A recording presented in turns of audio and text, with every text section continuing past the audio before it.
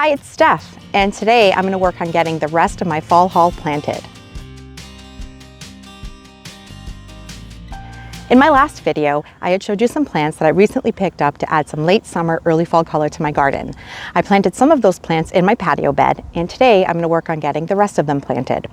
A few of them are going to go here in this bed right behind me, and the last couple are going to go into a bed where I'm planning on removing all of the daylilies. Here in this bed, which is what I call my retaining wall bed, that is on the side of our driveway, is where I'm planning on putting a couple of these plants. I am going to plant the two anemones that I have left. I planted a whirlwind variety in my patio bed, and this beauty here is another white variety called Honorine Jobert. And this one has actually opened up, and there's a bunch more buds. So I'm going to put two of these anemones here in this bed on either side of this weeping blue spruce. And I'm going to put the Matrona Sedum in front of the blue spruce. I think that the dark stems of the sedum contrasting with the blue evergreen will look really pretty, as well as the white blooms from the anemones on either side. Now I just have to give a little shout out to these gorgeous zinnias that I have here. These are the Sahara Raspberry Ripple Zinnia. They're a dwarf zinnia. They almost look like they have a striping effect, and they're absolutely gorgeous. I bought the seeds on Etsy, but they are also available on Park Seed. And I do plan on growing these again. They are really pretty, and they just keep blooming and blooming. I haven't done anything to them.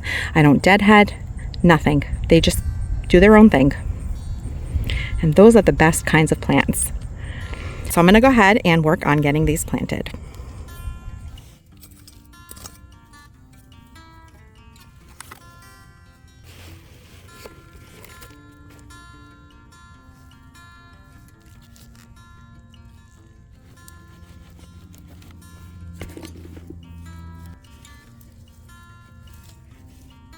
As I was planting my Matrona Sedum, I had this stem that broke off. Now sedum actually roots super easily. So what I'm going to do is I'm going to cut this, and I'm going to stick the cutting right in the ground right here, and it should root in no time.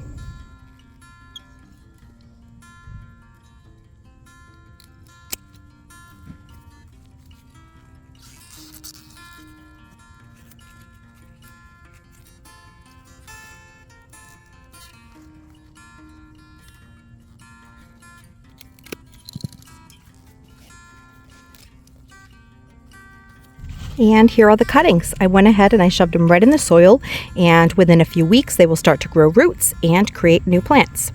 So I am actually going to just leave them here and let them grow so that it makes my clump of this Matrona Sedum a bit larger. And this sedum does look pretty leggy because I did buy it just recently, and it's been in the nursery can all season. So what I will do next year is in late spring, I will do the Chelsea chop on it, and it should help it get a bit bushier and more compact. I actually have a video on my channel about doing the Chelsea chop on sedum if you wanted to check that out. I've known that I wanted to remove the daylilies from my garden since at least last season, but I wasn't looking forward to the amount of work that I knew it would take to get them dug up. It was really hard work. The daylilies had grown under some of my shrubs as well as in and around my perennials. I even had to dig up some of my large clumps of iris because the daylilies had grown between them. So it was definitely a little bit labor intensive. I had gotten this half of the bed done, and I threw all of the daylilies into my gorilla cart so that I could separate them out later. As I was cleaning up this bed, I was immediately excited about how much more space I was gaining so that I could plant other perennials down the road that I would like a lot more. The other half of this bed was even more densely planted with the daylilies, so I had to get that done. In fact, I spent a whole day working on this project. If you missed my last video, you might be wondering why I'm removing my daylilies. The truth is, I was no longer enjoying them in my garden, and there are two reasons. First, the foliage gets really unsightly after they bloom, and while you can cut them back after blooming and you'll get fresh new foliage, I just didn't want to put in this extra effort. And second, deer. I get lots of deer that visit my garden, and daylilies are like deer candy. So you can imagine it was a battle each year to protect the buds so that I would actually get daylily blooms. Our time, our energy, and our garden space is limited. So for that reason, we should only grow what brings us joy. And for me, it was time to let the daylilies go. I've begun potting them all up, and then they're off to some new gardens. And removing these daylilies was quite a job. I would love to say that I'm all done and that I won't have to pull any more up, but I know that that's not true because daylilies have lots of bulbs as part of their roots. So I know that I will probably be pulling up daylilies for a good while, maybe a couple of years here, because there's most definitely some that I left behind in the ground. But I took the bulk of them out. It gave this bed much needed space, and I also planted 2 of my new plants that are blooming now. So they're going to be a late summer and early fall bloomer. And that is my Agastache Blue Fortune. And I planted it right here in front of my Echinacea purpurea.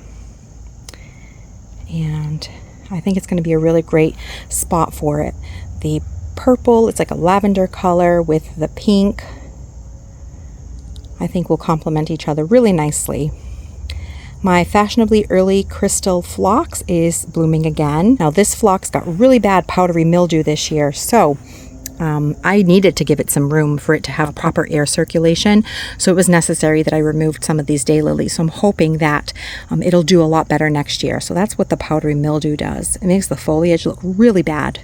Now, I also went shopping in my garden and I added another plant down this end here. The Rudbeckia.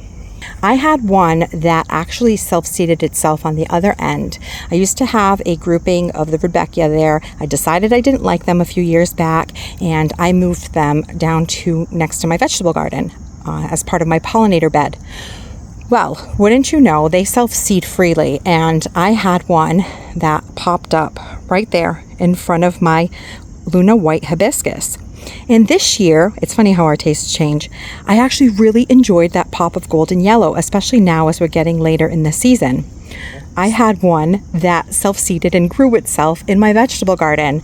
So I dug it up and I planted it right here next to the other Blue Fortune Agastache. And I think that these are going to look really pretty together.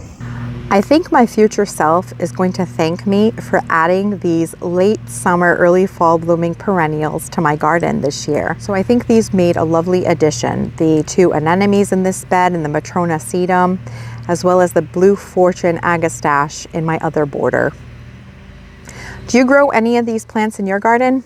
Let me know in the comments below. Also, I'm loving how full this bed is looking. All of these plants filling in this space is preventing weeds from coming through, which is always a good thing. I do have to do some edging. I never got around to it this year, but it's looking pretty shaggy. So I'm going to take back about maybe 6 inches of the edge here and add some fresh mulch.